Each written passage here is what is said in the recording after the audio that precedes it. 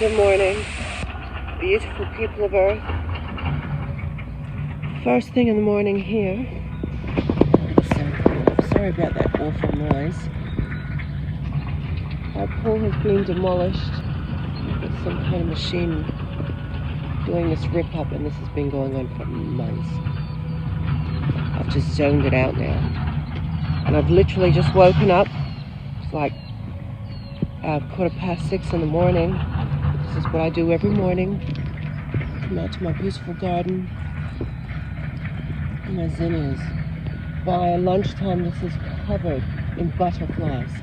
It's the most loveliest thing ever. Got my corn here. I've got, some other little experimental flowers that are doing really well. Everything that, I battle out here in the morning is these ants.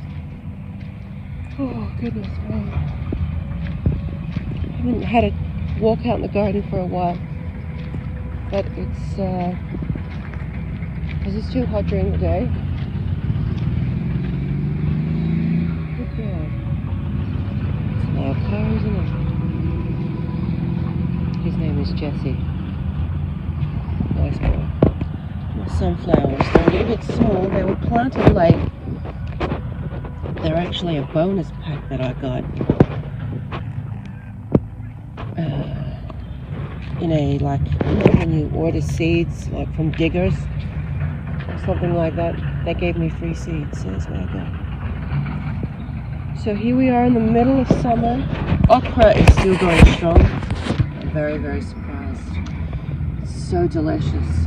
Look at this watermelon down here, beautiful. Another one over here.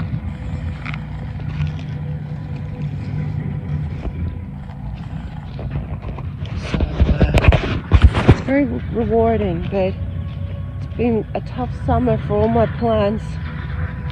They've copped a beating. Some have really copped a beating, like this nectarine here. Don't know if that's coming back. She's still got some green on her, but she dropped all her leaves. I'm not too happy right now. Same with my beloved Azerbaijan pomegranate. Beautiful fig here. I really hope they come back.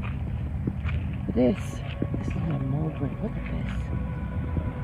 Amazing. It came as a little stalk. So mulberry does very well here.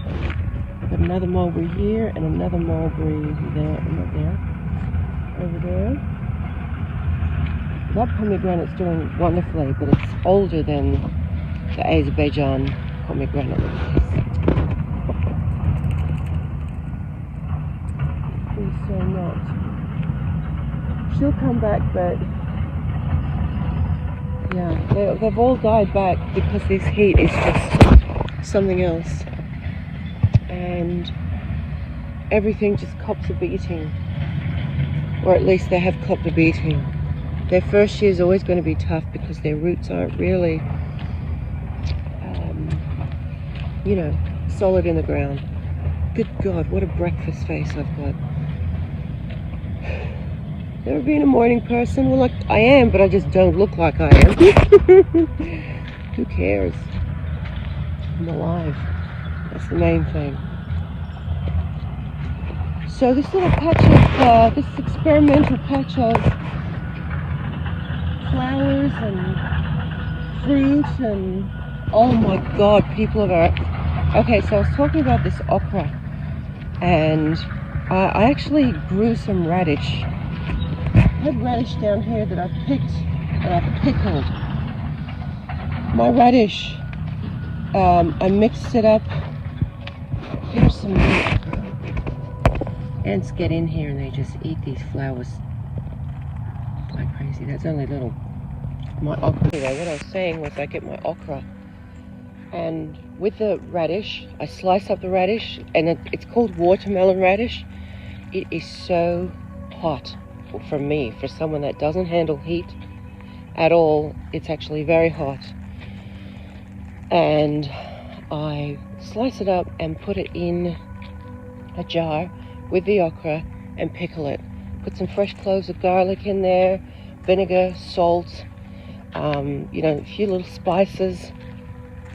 Oh my God, what a beautiful surprise that was. Really, really pleasant experiment that turned out very well. I have to stand up on my chair because these damn ants, oh my God, please get off me. This is every day, every hour of the day. Fucking hell, look at my face. That's right, people. So anyway, this pickling process that I've kind of experimented with has just turned out so well. My okra softens up, and it reminds me of when I was traveling through Turkey. They have jars and jars of pickled okra, and I lived on it with tomatoes and dates. And that's what it reminded me of. It was so good. So the okra does not stay crunchy. It gets soft. And I did try my tromboncino in there. I liked the parts that stayed crunchy. So the tiny little parts of the tromboncino stayed crunchy. The bigger parts got soft, and I didn't eat those. They were not nice. So I've actually planted some more radish yesterday. Don't know if it's going to work. Maybe past it already. The pickling works, and it is so delicious. So I ate the okra last night with tomato, and my God, you put those combinations together, it is so delicious. So my garden is doing okay so far, with some loss. I've definitely had loss. This poor orange, blood orange down here, she's not happy at all.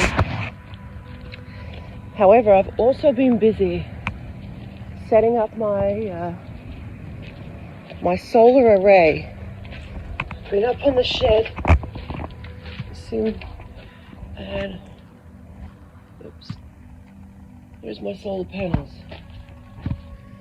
I have used those to generate some energy. Let's open up the shed. I've got a pet redback in here. Oh, sorry, honey. She's not happy about that. One of our most venomous spiders. She deserves the right to live, just like any other creature. They are governed by the same laws of creation. They have the same divinity that we do, just in a different expression. And so she has a little house here with some babies. And I did have another pet one on the other shed, and she stayed there for a few months. But one day I came out in the morning, and she'd packed all her web up, and she'd gone. She had gone. Actually, you know what? I will share that it was my birthday, about a week ago. Can you believe my mother bought me a washing machine? So up until this time, I've actually been washing my hand, and then she actually drove up like 4 hours to come and visit me, and she said, oh, by the way, we've got to go pick up this present of yours. I'm like, holy shit, what have you done? What have you bought? And then we picked up this, and it is great. It is great. It's nice to have a washing machine. Anyway, here is my my solar. Can you see that? It's telling us, what it's showing us right now is the voltage. So basically that means how much power, can you see that arrow? How much power is coming from my solar panels. And if I press that button, it shows that it's 29 degrees,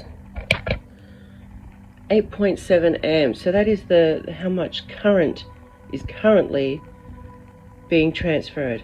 But I don't have I've got a battery down here, but you can see it, but I don't have I actually don't have the cord to connect the battery to the solar controller. So I'm waiting for that to arrive. So at the moment I can't actually charge my battery. Sorry honey, I'll put you back there. Actually, I'll leave that up. So you know why I'm setting up this solar array is because it's a smart thing to do. Don't mind my neck is hanging on the tree. I have a hose shower out here in my vegetable patch. My neck is out there because I can't do it naked. It's too embarrassing.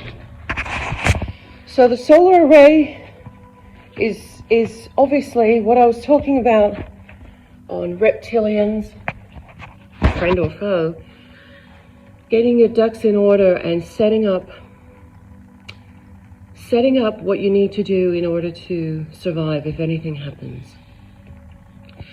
So I've only got 2 panels set up now. I do have 4, but I want to gauge and monitor the amount of ampage and wattage coming out of it. I don't want to overload my system.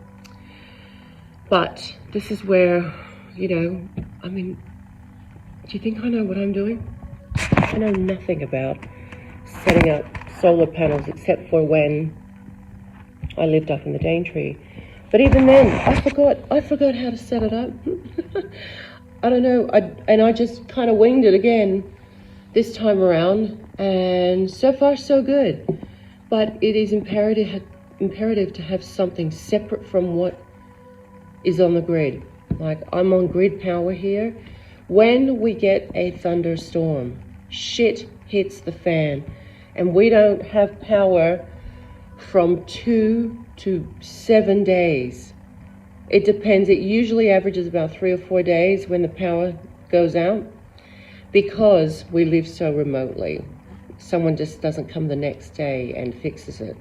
They have to, you know, first get the report, then they have to drive like 7 or 8 hours, then they've got to find out where it is, then they've got to work out what's happened and what to fix. And this takes days. And so anybody knows, if the power goes out here, you either A, need a generator, or you need solar panels. Nobody has solar panels here. Not that they're not connected to the grid. The solar panels that are in town on our local accommodation, they're all connected to the grid. However, me not having any faith in our system, obviously I'm not going to connect anything to the damn grid. So I have set up this solar array separately in the event that there is no power. So I'm pretty much banking on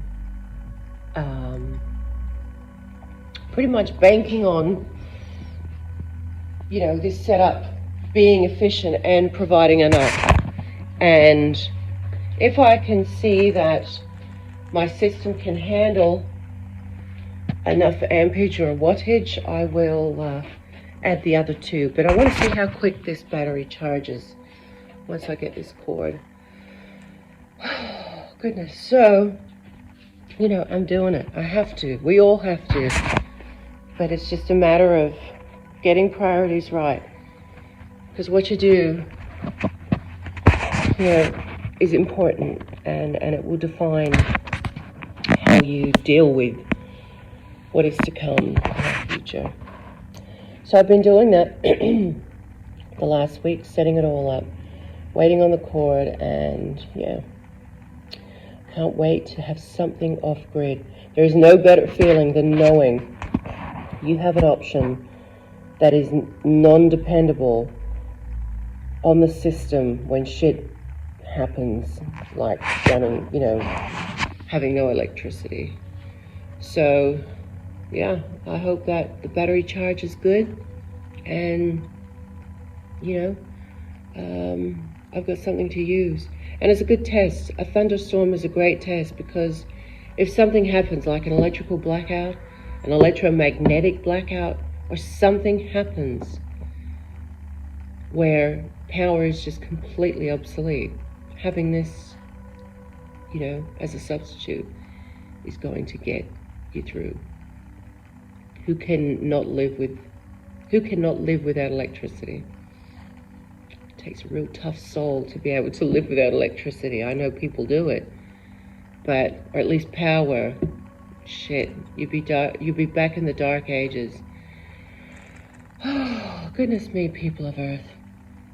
Anyway, I'm gonna go and make some breakfast, mango and orange juice smoothie. I'm gonna go make my bed and start start my day. So I send you my blessings and love wherever you are in the world, and hope that you have a wonderful day also.